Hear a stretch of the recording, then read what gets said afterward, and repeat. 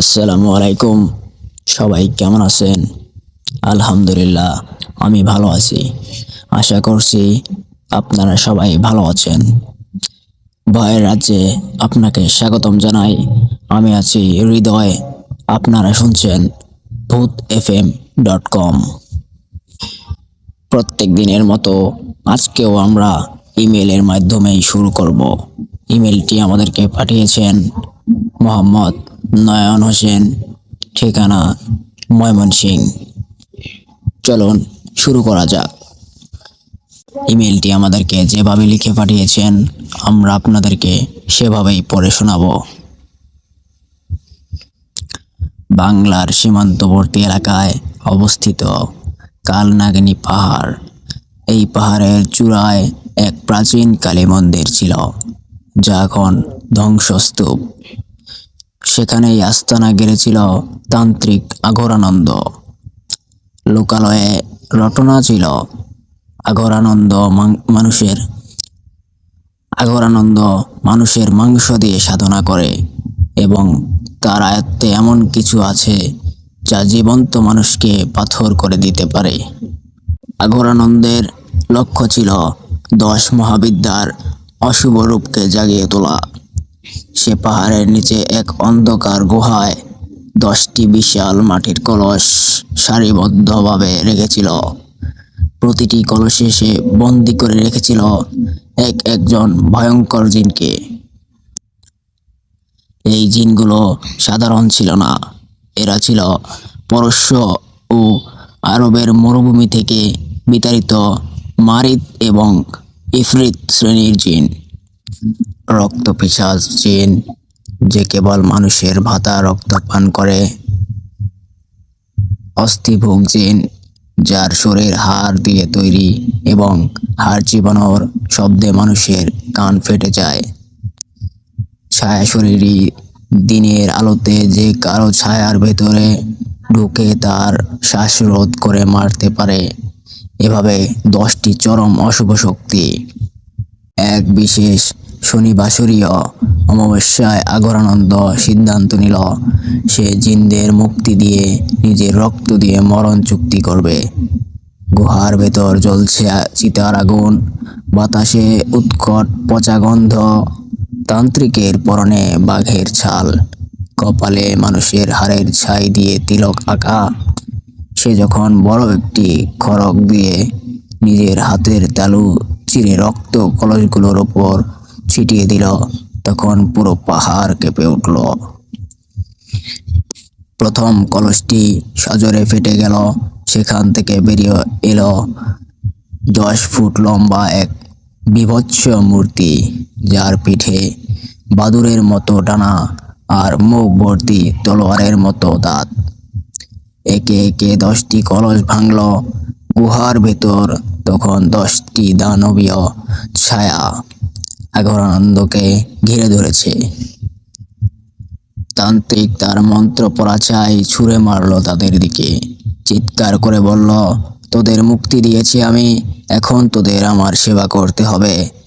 সবচেয়ে বড় জিনটি, যার নাম ছিল আজাজিল-ই-সানি,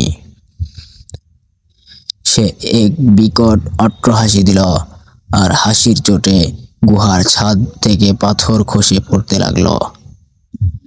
সে বলতে লাগলো, মূর্খ তান্ত্রিক, আমাদের যে রক্ত তুই দিয়েছিস তা আমাদের ক্ষুধার তৃষ্ণা আরো বাড়িয়ে দিয়েছে।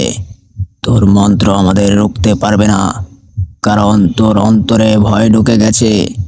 তান্ত্রিক বুঝতে পারল তার সুরক্ষা কবচ কাজ করছে না।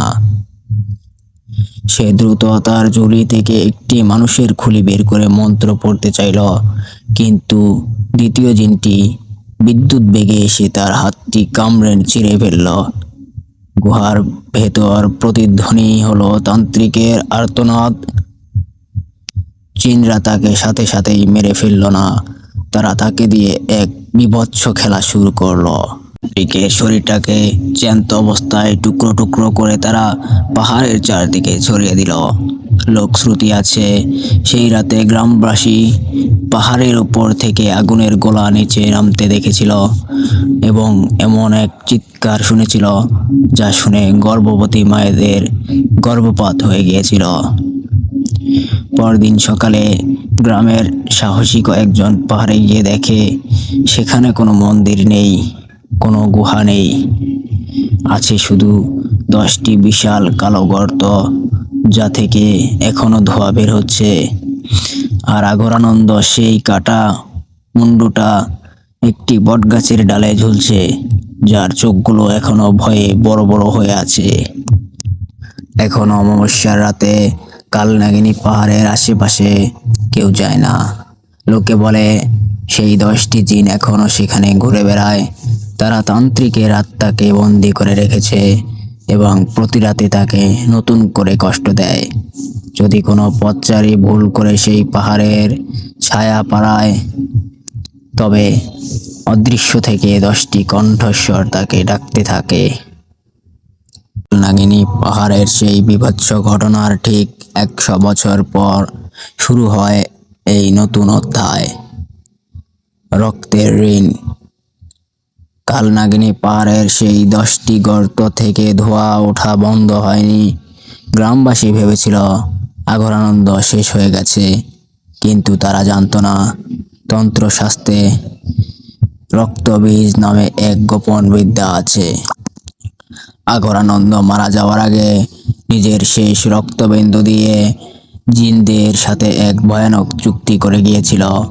সে জানতো জিনরা তাকে ছিঁড়ে খাবে, তাই সে তার আত্মাটিকে জিনদেরই একজনের ছায়ার ভেতর লুকিয়ে রেখেছিল। 100 বছর পর ঠিক সেই অমাবস্যার রাতে গ্রামে এক দরিদ্র দম্পতির ঘরে একটি পুত্র সন্তান জন্ম নিল।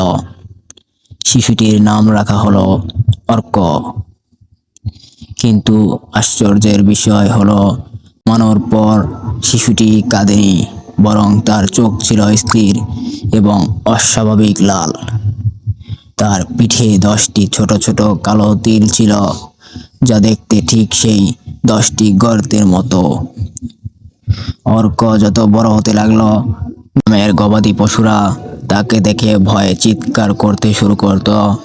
তার বয়স যখন 10, তখন থেকেই সে মাঝরাতে ঘুমের ঘোরে অদ্ভুত এক ভাষায় কথা বলতো, যা অনেকটা প্রাচীন হিব্রু বা জিনদের ভাষার মতো শোনাতো।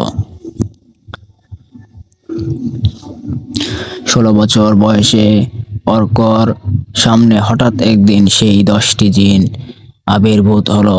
তবে এবার তারা আক্রমণ করতে নয়, বরং মাথা নত করতে দাঁড়ালো। অর্কর শরীরের ভেতর থেকে তখন আগরানন্দ সেই গভীর এবং কর্কশ কণ্ঠস্বর বেরিয়ে এলো। সে পুনর্জন্ম নিয়েছে জিনদের রাজা হওয়ার জন্য। সে বুঝতে পারল গত 100 বছর ধরে এই 10টি জিন তাকে পাহারা দিচ্ছিল, যাতে সে আবার ফিরে আসতে পারে। তান্ত্রিকের সেই পুরনো কাটা মুন্ডটা যা বটগাছে ঝুলেছিল, সেটা অর্ক স্পর্শ করতেই তার স্মৃতি পুরোপুরি ফিরে এলো। সে এখন আর সাধারণ অর্ক নয়, সে হলো কালতান্ত্রিক। আগরানন্দ বা অর্ক এবার আরো ধূর্ত। সে জিনদের মুক্তি দিল না, বরং তাদের নিজের শরীরে অবিচ্ছেদ্য অংশ বানিয়ে ফেলল। তার শরীরের 10টি তিল থেকে 10টি ছায়ামূর্তি বেরিয়ে আসতো। এখন সে চাইলে নিজের শরীরকে 10 ভাগে ভাগ করে 10টি আলাদা জায়গায় একসাথে ধ্বংসলীলা চালাতে পারে। সে জিনদের ক্ষমতা ব্যবহার করে গ্রামের লোকেদের সম্মোহিত করতে শুরু করলো। আগরানন্দ ভুলল না যে 100 বছর আগে গ্রামবাসী তাকে সাহায্য করেনি। সে এবার পুরো গ্রামটিকে একটি জীবন্ত নরক বানানোর সিদ্ধান্ত নিল। রাতের অন্ধকারে সে যখন গ্রামের মাঝখানে দাঁড়ালো, তার ছায়াটি বড় হতে হতে পুরো গ্রামকে ঢেকে ফেলল। তার ছায়ার ভেতর থেকে সেই 10টি জিন বের হয়ে মানুষের ঘরবাড়িতে হানা দিল। কিন্তু তারা এবার মাংস খেলো না, বরং মানুষের ভয় খেতে শুরু করলো। মানুষগুলো মরলো না, কিন্তু তারা হয়ে গেল জীবন্ত লাশ, যাদের কোনো আত্মা নেই, শুধু আছে আগরানন্দর গোলামি করার নিয়তি। বর্তমানে সেই কালনাগিরি পাহাড়ের নিচে যে গ্রামটি আছে সেটি মানচিত্র থেকে মুছে গেছে। তবে অভিযাত্রীরা বলে কুয়াশাচ্ছন্ন রাতে যে সেখানে গেলে দেখা যায় একটি যুবক পাহাড়ের চূড়ায় বসে আছে এবং তার চারদিকে 10টি বিশাল আকায় ছায়া আগুনের মতো জ্বলছে। সে এখন আগের চেয়েও শক্তিশালী, কারণ সে মৃত্যুঞ্জয়ী। সে একজন শুধু তান্ত্রিক নয়, সে এখন জিনরাজ। সে অপেক্ষা করছে এমন একজনের জন্য যে ভুল করে তার সীমানায় পা রাখবে এবং যার শরীর ব্যবহার করে সে রাজত্ব আরও ছড়িয়ে দেবে। আমাদের গল্পটি যদি আপনার ভালো লেগে থাকে তাহলে অবশ্যই একটি লাইক করবেন এবং কোন পার্টটি সবথেকে ভালো লেগেছে তা কমেন্টে জানাবেন। আমাদের চ্যানেলে যদি নতুন হয়ে থাকেন তাহলে সাবস্ক্রাইব করবেন এবং ফেসবুক পেজ থেকে শুনে থাকলে অবশ্যই ফলো করবেন। ধন্যবাদ।